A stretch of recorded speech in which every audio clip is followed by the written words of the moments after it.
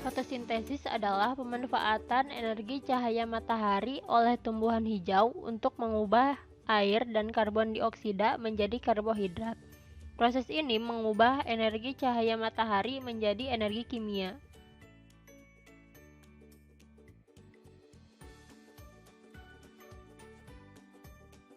Tujuan dari percobaan fotosintesis yaitu untuk mempelajari pengaruh intensitas cahaya terhadap laju fotosintesis tumbuhan.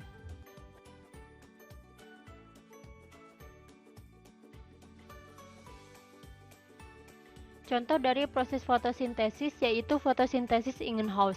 Percobaan Ingenhousz adalah sejenis eksperimen untuk menyelidiki proses fotosintesis dan menunjukkan bahwa tanaman ini benar-benar membutuhkan cahaya dan juga menghasilkan oksigen dalam fotosintesis. Alat dan bahannya yaitu air, 4 buah toples, corong kaca, gelas ukur, tanaman hidrilla, dan yang terakhir soda kue atau natrium bikarbonat. Berikut adalah prosedur percobaan dari fotosintesis Ingenhousz yang memiliki 4 perlakuan yaitu toples 1 hanya diisi dengan air, toples 2 air dengan natrium bikarbonat, toples 3 air es atau air es batu, toples 4 air panas dengan suhu 45 derajat Celcius. Fotosintesis Ingenhousz. Yang pertama, siapkan alat dan bahan. Selanjutnya, pada botol A, masukkan tanaman hidrilla ke dalam botol A yang akan diisi dengan air sebanyak 3/4 dari botolnya.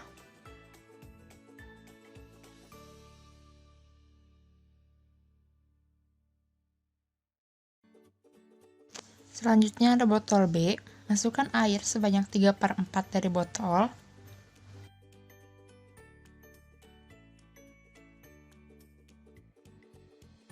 Campurkan dengan sedikit soda kue.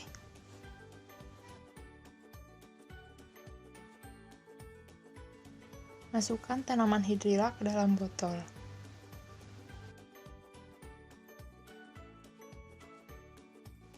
Pada botol C, masukkan tanaman hidrilla, lalu ditambahkan dengan air panas sebanyak 3/4 dari botol.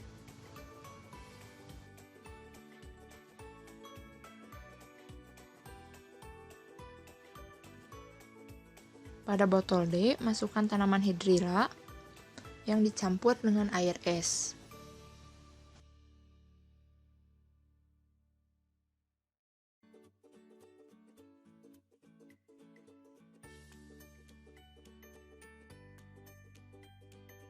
Setelah semua siap, simpan botol-botol ini di bawah sinar matahari.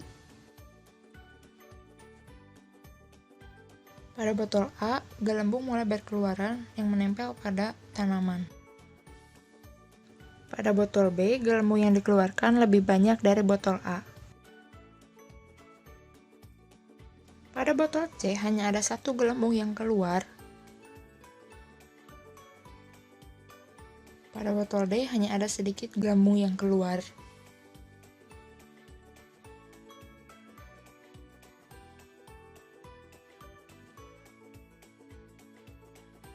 Pada putaran kedua ini semakin banyak gelembung yang bermunculan.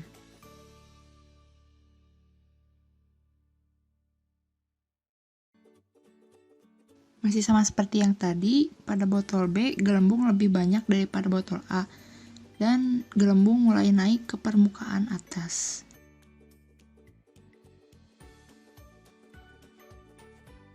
Sedangkan pada botol C, gelembung naik ke permukaan atas botol karena adanya tekanan uap panas.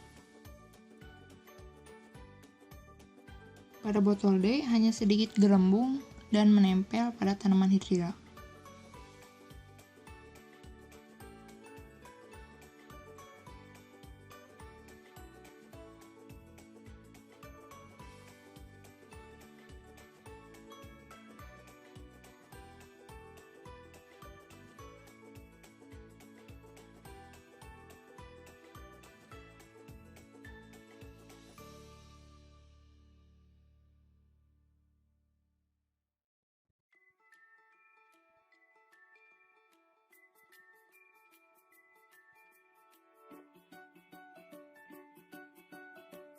Kesimpulan yang dapat diambil yaitu air yang ditambahkan NaHCO3 akan menghasilkan gelembung yang banyak karena NaHCO3 terurai menjadi NaOH dan CO2. Seperti yang diketahui, CO2 berperan dalam proses fotosintesis, sedangkan air dengan penambahan es batu menghasilkan gelembung paling sedikit karena laju fotosintesis dipengaruhi oleh tinggi rendahnya suhu.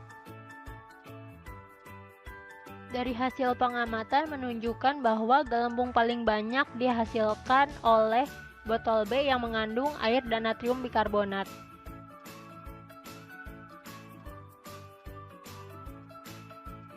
Selanjutnya, contoh dari fotosintesis yaitu fotosintesis Sachs.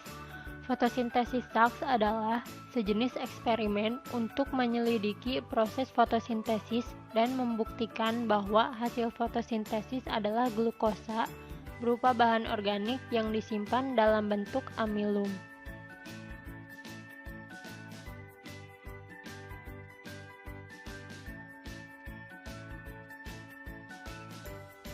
Alat dan bahan yang dipakai dalam fotosintesis Sachs yaitu aluminium foil, panci, botol, daun tanaman, lalu alkohol 70% dan yang terakhir betadin.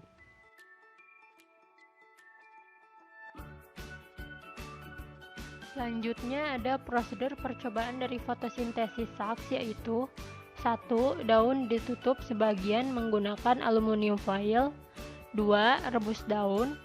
3. Rendam daun hasil rebusan menggunakan alkohol dan tunggu beberapa menit hingga klorofil larut. Dan yang terakhir, ambil daun tersebut, lalu oleskan menggunakan betadin dan amati perubahan yang terjadi.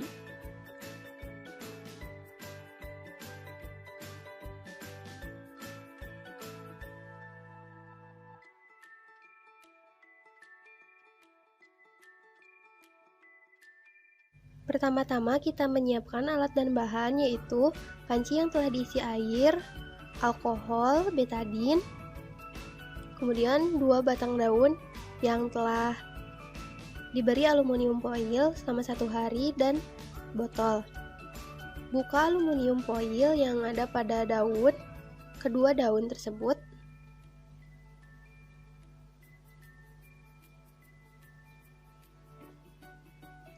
Kemudian masukkan daun ke dalam air mendidih. Diamkan selama 10 menit. Kemudian daun yang telah direbus dimasukkan ke dalam air alkohol.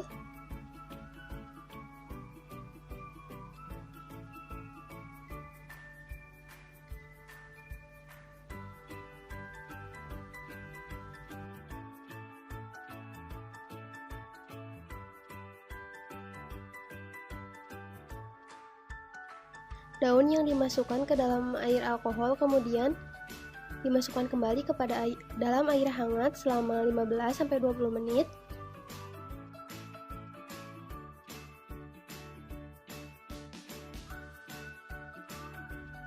Setelah itu simpan daun di atas piring dan tetesi dengan iodin secukupnya.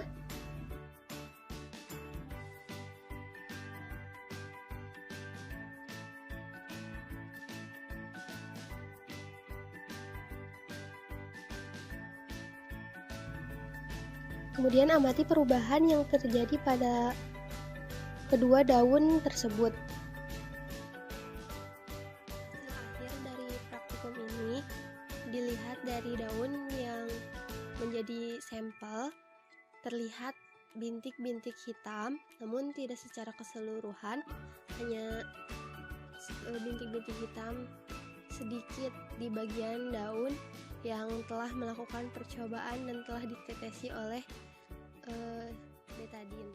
Terdapat warna biru kehitaman pada daun yang terbuka dan warna pucat pada daun yang tertutup.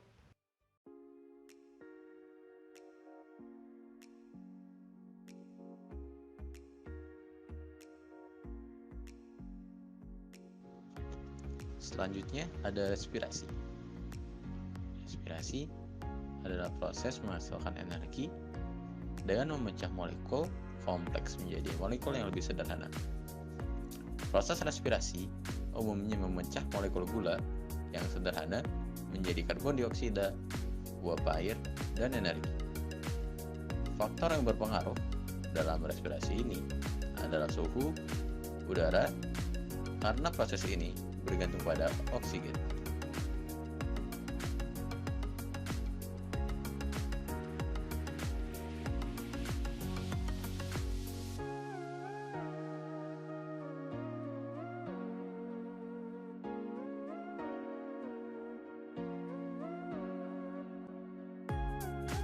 Tujuan percobaan dari respirasi adalah untuk mengetahui apakah pada tanaman yang sampel di sini merupakan kecambah melakukan proses respirasi atau pengeluaran karbon dioksida.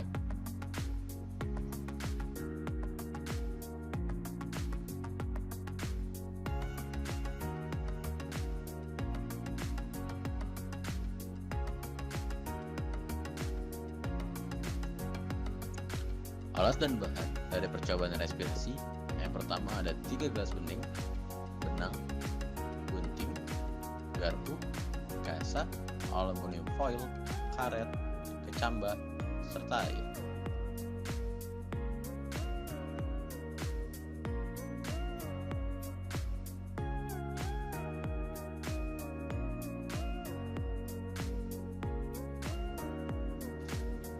Prosedur pengujian respirasi. Yang pertama, menimbang kecambah masing-masing 25 gram untuk 2 perlakuan. Lalu kemudian dibungkus dengan kain kasa dan ikat dengan benang atau tali. Dengan perlakuan sebagai berikut.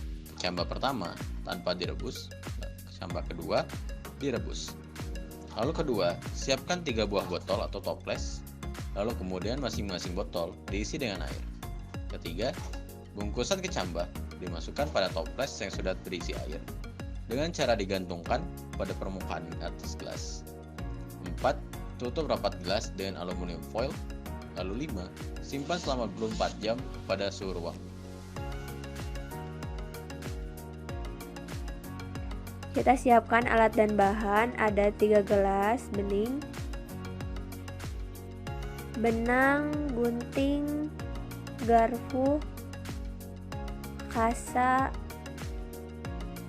aluminium foil, dan juga kecambah. Di sini kita memakai 2 perlakuan, ada kecambah yang sudah direbus dan ada kecambah yang tidak direbus. Lanjut ke percobaan, kita isi gelas tadi dengan air secara merata, cukup setengah saja. Kita bungkus kecambah yang belum direbus menggunakan kasa dan diikat dengan benang. Begitu juga dengan kecambah yang sudah direbus, kita bungkus dengan kasa dan diikat dengan benang. Kemudian kecambah tadi kita masukkan ke dalam gelas, jangan sampai terkena air, dan kita tutup dengan aluminium foil. Begitu juga dengan kecambah yang belum direbus, kita tutup juga dengan aluminium foil. Dan yang ketiga, kita tidak usah memasukkan kecambah, cukup air saja.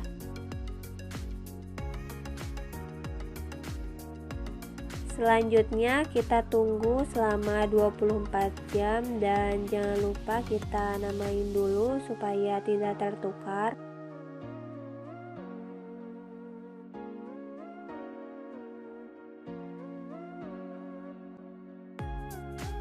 Inilah hasil dari percobaan tadi. Kita sudah menunggu selama 24 jam.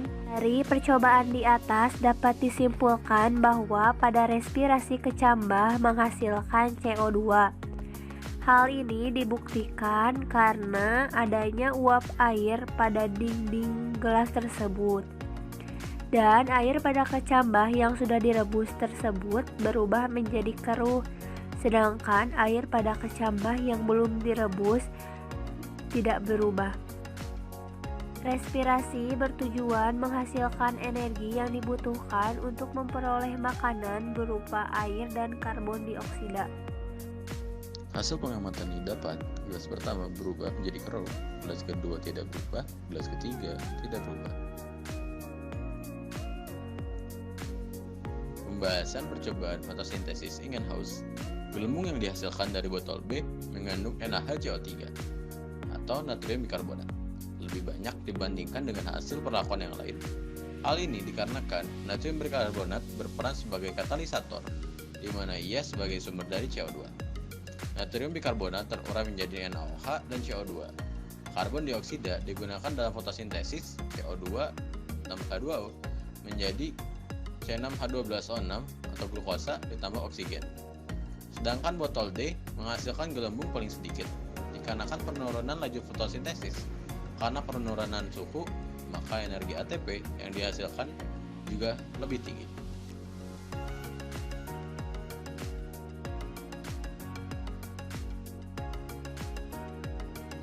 Selanjutnya, pembahasan fotosintesis SARS. Fotosintesis menghasilkan amilum. Buktinya, bagian daun yang tidak terkena cahaya berwarna pucat karena tidak dapat melakukan fotosintesis, sehingga tidak mengandung amilum. Ada perbedaan antara daun yang ditutup aluminium foil dengan yang tidak. Setelah ditetesi larutan, bagian permukaan daun yang terbuka berubah menjadi biru kehitaman. Ini menandakan adanya amilum yang merupakan hasil fotosintesis. Sedangkan bagian permukaan yang tertutup tampak berwarna pucat. Ini menandakan pada bagian tersebut tidak terdapat amilum karena tidak berlangsung fotosintesis.